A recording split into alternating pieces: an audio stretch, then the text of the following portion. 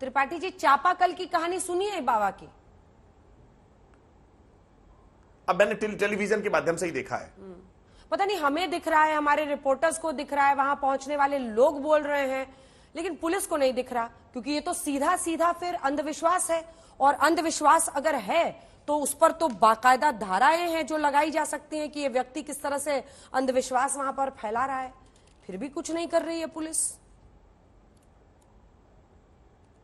देखिए अंजना जी, मैंने इस पे दोनों तरह के बयान भी सुने हैं, आपके टीवी चैनल्स के माध्यम से ही सुने हैं। मैं स्वयं वहां नहीं गया हूं, मैंने आपके टीवी चैनल्स, न्यूज चैनल्स के माध्यम से ही सुने हैं, जिसमें कुछ श्रद्धालु ये कह रहे हैं कि बाबा ने कभी ऐसा नहीं कहा है कि इन हैंडपंप का पानी पीने से या उससे नहाने से कोई रोग बीमारी ठीक हो जाती है। और वहीं कुछ श्रद्धालु ये कह रहे हैं कि ऐसी मान्यता है कि इसके जल को इसको पीने से या इसके नहाने से रोग ठीक हो जाते हैं। निश्चित तौर पर अगर ये ऐसी मान्यता वहां स्थापित की गई है, ये बात अगर कही गई है, तो ये निश्चित तौर पर अंधविश्वास और पाखंड के रूप में आएगी और शासन प्रशासन इसका संज्ञान लेकर के निश्चित तौर पर कार्रवाई करेगा। जैन साहब, इस पर आपकी क्या राय है? जो बात साक्षात सबको दिख रहा है, हमारे रिपोर्टर गए, तरह तरह की बीमारी से ग्रस्त लोग वहां पर पहुंचते हैं चापाकल का पानी पीने के लिए, ये तो क्लियर कट केस है ना अंधविश्वास फैलाने का। बिल्कुल है। तो मैंने कई चैनल्स पे डिमांड किया कि जिस तरह से महाराष्ट्र में एक्ट है, उसी तर्ज पर पैन इंडिया एक्ट या यूपी में एक्ट बनना चाहिए। सिर्फ 2 राज्यों में अभी एक्ट है ऐसा, सिर्फ 2 राज्यों में देश में एक्ट है। बिल्कुल बनना चाहिए। ये बिल्कुल गलत है और इस तरीके का अंधविश्वास फैलाना और उसी का शिकार लोग होते हैं, इसके ऊपर रोक लगनी चाहिए, सख्ती से होनी चाहिए और इसमें लीगल एक्शन इसमें मैंडेटरी होना चाहिए। सुरेंद्र राजपूत जी, आप भी ऐसा मानते हैं? बिल्कुल, पूरी तरीके से मानता हूं। सरकार का काम साइंटिफिक चीजों का बढ़ावा देना है, सरकार का काम अंधविश्वास को बढ़ावा देना नहीं है। और जो लोग भी अंधविश्वास को बढ़ावा दें, वो चाहे नाले से गैस की चाय पिलवाएं, चाहे रडार को बादल में कराएं, और चाहे वो जो है नारियल का जूस पिलवाएं, और चाहे वो अन्य अंधविश्वास इस तरीके के फैलाएं जो नॉन साइंटिफिक हो, सबके खिलाफ कार्रवाई होनी चाहिए। एक बात मैं और अंजना जी बड़ी इंपॉर्टेंट कहना चाह रहा हूं आपके चैनल के माध्यम से।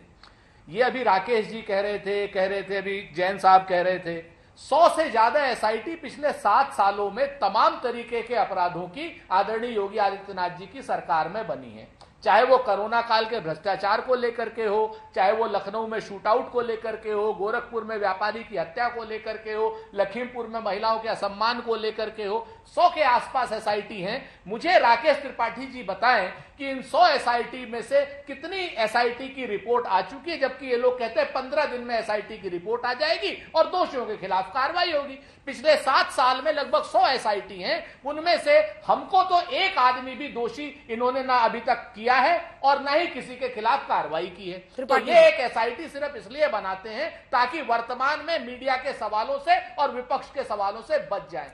ये जो जिस तरीके से एक सीधा प्रश्न है, उसका इसका जवाब दे दीजिए, फिर जाऊंगी मैं अनुराग जी के पास।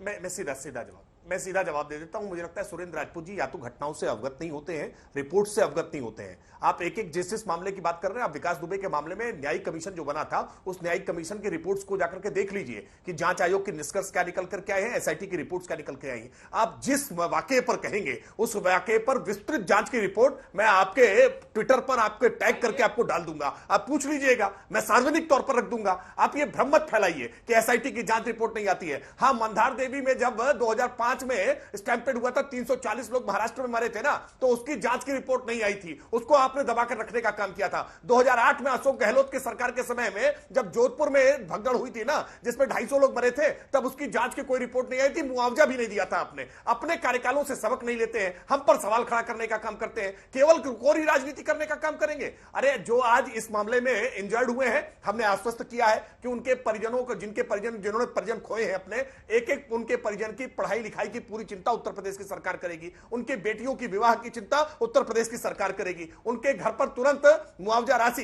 हालांकि कोई मुआवजा किसी मृत व्यक्ति का नहीं हो सकता है, लेकिन फिर भी एक राशि उनके घर तक तुरंत पहुंचा देने का काम हमने किया है। आप केवल राजनीति करने का काम कर रहे हैं, कोरी बकवास करने का काम कर रहे हैं। सुरेंद्र जी,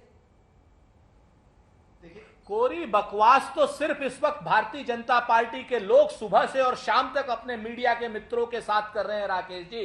किसी भी एसआईटी की, विकास दुबे की एसआईटी की रिपोर्ट हमने नहीं पूछी आपसे। हमने पूछी कोरोना काल में 100 रुपए का एक सामान आपने 5200 रुपए में कहां लिया। हमने पूछी उस एसआईटी की रिपोर्ट जिसमें आपने लखीमपुर में जिस महिला का चीरहरण किया था चुनाव के समय पर, उसके दोषियों के खिलाफ कौन सी कार्रवाई हुई, हमें जरा बताइए। मैं आपको 100 की 100 रिपोर्ट भेज देता हूं, आप ट्विटर पे नहीं, अंजना जी को भेज दीजिएगा। इस तरीके की भाषा का इस्तेमाल, कोरी बकवास और फिजूल की बातें कम से कम मृतक लोगों के सामने न करें। अगर हमारी सरकार ने कोई गलत काम किया है तो उस गलत काम के पीछे शिखंडी बन करके अपनी सरकार को मत बचाइए राकेश त्रिपाठी जी। 121 जाने जिसमें से 116 महिलाएं। कहां पहुंच गया? दोनों से मैं विनती कर रही हूं, प्लीज भाषा की मर्यादा रखें। राकेश जी छोटा सा जवाब, मैं आ रही हूं जैन साहब, एक बार राकेश जी और अनुराग जी बोले, मैं फौरन आ रही हूं, आप जवाब दे दीजिए। नहीं, देखिए जिस तरह से सुरेंद्र राजपूत जी ने तमाम, नहीं मैं कह रहा हूं ना, आप पिक एंड चूज क्यों करते हैं? आप जब कह रहे हैं कि जो अंधविश्वास को बढ़ावा देने का काम कर रहा है उसके खिलाफ कार्रवाई होनी चाहिए, तो ले लीजिए ना अखिलेश यादव का नाम, जो जाकर के कह रहे थे नारायण साकार हरि की ब्रह्मांड में सदा सदा ही जय जयकार हो। क्या ये कहकर के अंधविश्वास नहीं बढ़ा रहे थे क्या? आप मदम्मत करिए, इसकी निंदा तो कम से कम कर ही दीजिए ना गिरफ्तारी की मांग करिए तो निंदा ही कर दीजिए। अनुराग जी देखिए, मैं आपको बता रहा हूं कि भारतीय जनता पार्टी के प्रवक्ता को कम से कम आज के दिन संवेदनशील होना चाहिए। आप कह रहे हो कि बच्चों की चिंता करेंगे, चिंता मत कीजिए प्रभु, उनकी पढ़ाई मुफ्त करवा दीजिए, उनके एडमिशंस करवा दीजिए, उनके परिवार की चिंता मत कीजिए। कर दिया, आप उनकी मदद कर, घोषणा कर दी हमने। चिंता नहीं, मेरी बात सुन, अरे मैं अपनी बात कर लूं, आप चिंता मत कीजिए, आप चिंता मत कीजिए। चिंता करने के लिए पूरा देश है, पूरी हम सब लोग, सभी दुनिया में सब उनकी चिंता कर रहे हैं। आप मदद कीजिए क्योंकि आप सत्ता में हैं, और मदद क्या कर रहे हैं आप बताइए जनता को कि आपने उन बच्चों के लिए मदद में क्या किया है। क्या उन्होंने आपने कोई स्कूल चूज किया जो अच्छे स्कूल में उनकी पढ़ाई हो जाए? क्या उनके परिवार के लिए क्या जो आप व्यवस्था करना चाहते हैं क्या आप कर रहे हैं वो बता दीजिए जनता को। आप आर्थिक मदद कितना करना चाहते हैं, क्योंकि छोटी मोटी आर्थिक मदद से काम नहीं चलेगा। किसी घर की मां गई है और मां करने से उससे काम नहीं चलेगा, आप उसकी मदद क्या करना चाहते हैं आप जनता को बताइए। ये जो झूठ और जुमले वाला जो अंधविश्वास है ना, जो आपने फैलाया है, ये सबसे खतरनाक आप अंधविश्वास फैला रहे हैं हमारे देश के अंदर में। झूठ और जुमले की बातें दे के आप देश के अंदर में जो विश्वास खत्म कर रहे हो, ये सबसे बड़ा पाप है। और ये पाप कम से कम बंद कीजिए आप हिंदुस्तान के अंदर में। हिंदुस्तान में कभी झूठ जुमले की राजनीति नहीं हुई, क्योंकि झूठ बोलना पाप यहां हमेशा से माना गया है। लेकिन आप इसको बड़ा खूबी से अगर आप करते हो तो ठीक नहीं है। इसको मानिए, इसमें संभलिए, क्योंकि अपने लोग हैं। अपने लोगों के साथ अगर हम झूठ बोलेंगे, जुमलेबाजी करेंगे, तो क्या हम अपने लोगों के साथ न्याय कर रहे हैं? यही सबसे बड़ा अन्याय है। तो इसलिए कहते हैं अपने लोगों के साथ न्याय के साथ खड़े होइए। हम विपक्ष का धर्म निभा रहे हैं, आप सत्ता पक्ष का धर्म निभाइए। आप सत्ता पक्ष का धर्म निभाते नहीं हो, आप सत्ता पक्ष में लेके विपक्ष में चले जाते हो और हमको सत्ता पक्ष में ले आते हो, क्योंकि अब आदत आपकी शायद ऐसी बनती जा रही है विपक्ष में जाने की। इसलिए ये राजनीति का विषय नहीं है, ये विषय मदद का, ये विषय है खड़े होने का, ये विषय है वहां पे अपनी गलती को स्वीकार करने का, और एक ये विषय है जिन्होंने गलती की है उनके ऊपर कार्रवाई करने का। बजाय इसके कि तमिलनाडु में ऐसा हुआ था, राजस्थान में वैसा हुआ था, केरला में वैसा हुआ, तो उन गलतियों को मान के आप इस गलती को क्या छुपाना चाहते हैं, या उन गलतियों के पीछे रह के आप इस गलती को जस्टिफाई करना चाहते हैं? आखिर क्या चाहते हैं आप ये बता दीजिए। पूरी देश की जनता आपको सुन रही है, जानना चाहती है कि आप इतनी बड़ी घटना हो गई, 120 लोगों की मौतें हो गई, और आप उसमें बांधने की बजाय विपक्ष पे हमलेवार हो जाते हो। विपक्ष था वहां पे, क्या सत्ता में डीएम ने लगाया विपक्ष, कमिश्नर डीएम ने लगाया है क्या? चीफ मिनिस्टर विपक्ष का है क्या? विपक्ष का कमिश्नर है, एडीएम है, एसडीओ है, सीओ है, विपक्ष ने पोस्ट किया क्या? बता दीजिए आप कि विपक्ष ने पोस्ट करवाया, तो कम से कम पता चल जाएगा कि विपक्ष के सिग्नेचर से वहां पे पोस्ट हुए हैं सारे पुलिस अधिकारी और सारे प्रशासनिक अधिकारी। कमाल की बात करते हैं आप, विपक्ष को जिम्मेदार ठहरा रहे। ये जिम्मेदारी कब लेंगे आप? बहुत लंबा सवाल, कब आप जिम्मेदार बनेंगे? जवाब सुनिए। दूसरी बार की सरकार है, जिम्मेदार तो बनिए कम से कम। अनुराग जी, ठीक है। सुरेंद्र जी भी एक 5 सेकंड में कमेंट करना भारतीय जनता पार्टी के किसी नेता ने नहीं कहा है। 5 सेकंड में सुरेंद्र जी एक कमेंट करना हादसे होते रहते हैं, ये भारतीय जनता पार्टी के नेता नहीं कह रहे हैं। हादसे होते रहते हैं, ये रामगोपाल यादव जी कह रहे हैं। जाइए समझाइए ना रामगोपाल यादव जी को कि इस तरह के संवेदनशील मसले पर ऐसे बयान ना दें। जल्दी से सुरेंद्र जी एक साथ जवाब देंगे वो। हाँ, बिल्कुल छोटा सा जवाब है। कासगंज में चंदन गुप्ता नाम का भारतीय जनता पार्टी का कार्यकर्ता वहां पर मारा गया था आज से 7 साल पहले। उसको योगी आदित्यनाथ जी ने, स्वतंत्र देव सिंह तत्कालीन प्रदेश अध्यक्ष ने उसके यहां पर सरकारी नौकरी का वादा किया था। जब ये अपने कार्यकर्ता के मां बाप को दुत्कारते हैं वो जब यहाँ पर आते हैं, कहते हैं कोई नौकरी नहीं मिलेगी, ठीक है। कोई मुआवजा जैन नहीं साहब, मिलेगा। जैन साहब सब पर जवाब लूंगी उनसे। जैन साहब आप बार बार हाथ खड़ा कर रहे थे कुछ बोलने के। जी जैन साहब। देखिए, मैं ये कह रहा था, ये जो एसआईटी है इसको लेके लगता है कोई भ्रम है।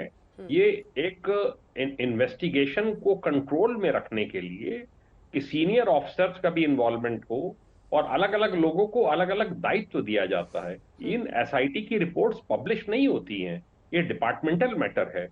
अगर उसमें एसपी हैं, एडिशनल एसपी हैं, 2 सीओ हैं, 3 इंस्पेक्टर हैं, ये असिस्ट करने के लिए होते हैं। स्पेशल इन्वेस्टिगेशन टीम बनती है।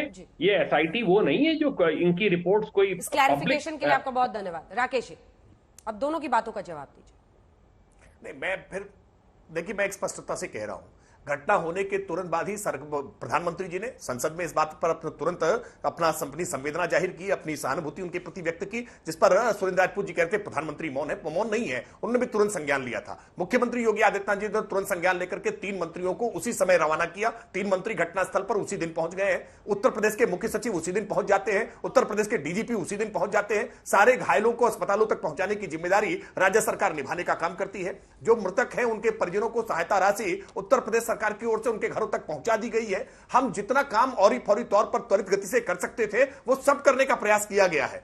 जांच आयोग बनाया गया है, जुडिशियल कमीशन इस संबंध में नियुक्त किया गया, एसआईटी का गठन हुआ, एफआईआर दर्ज हो गई, विवेचना प्रारंभ हो गई।